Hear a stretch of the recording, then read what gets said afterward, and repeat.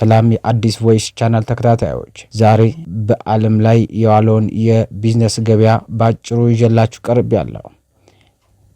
የአሜሪካና ኢራን ግጭት መባባስን ተከትሎ የብሬንት ዘይት ዋጋ በበርሜል $95 አካባቢ ደርሷል።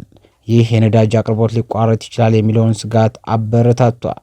ከዚህ የተነሳ የመጓጓዣ የማምረቻና የምግብ ዋጋዎች በዓለም አቀፍ ገበያ ጫና ሊያጋጥማቸው እንደሚችል ተገልጿል።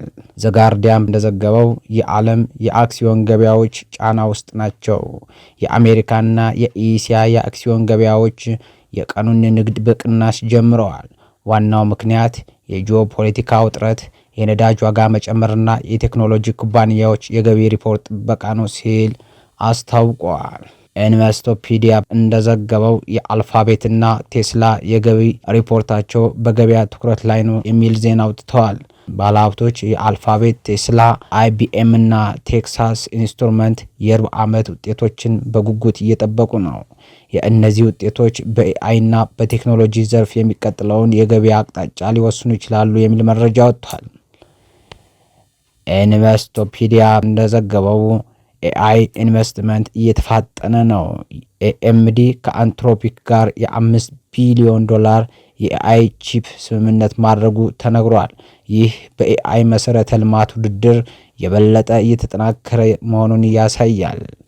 ዘጋርዲያን እንደዘገበው የብሪታንያ ዋጋ ንረት ቀንሷል። በዩናይትድ ኪንግደም የዋጋ ንረት ወደ 2.6% ወርዷል። ይህ በነዳጅና በምግብ ዋጋ መቀነስ የተደገፈ ቢሆንም የዘይት ዋጋ መጨመሩ በቀጣይ ወራት እንደገና የዋጋ ንረት ሊጨምር እንደሚችል ተንታኞች እያስጠነቀቁ ይገኛሉ። የህንድ የአክሲዮን ገበያ ወድቋል። ሰንሴክስ ከ700 በላይ ነጥብ ወርዶ ሲዘጋ ኒፍቲ 50 ደግሞ ከ24000 በታች ወርዷል። ዋና ምክንያቶቹ የዓለም ፖለቲካ ውጥረትና የንግድ ታሪፍ ስጋቶች ናቸው ብለዋል። ዘ ታይምስ ኦፍ ኢንዲያ እንደዘገበው የጃፓን የን ምንዛሬ ደካማ ሆኗል።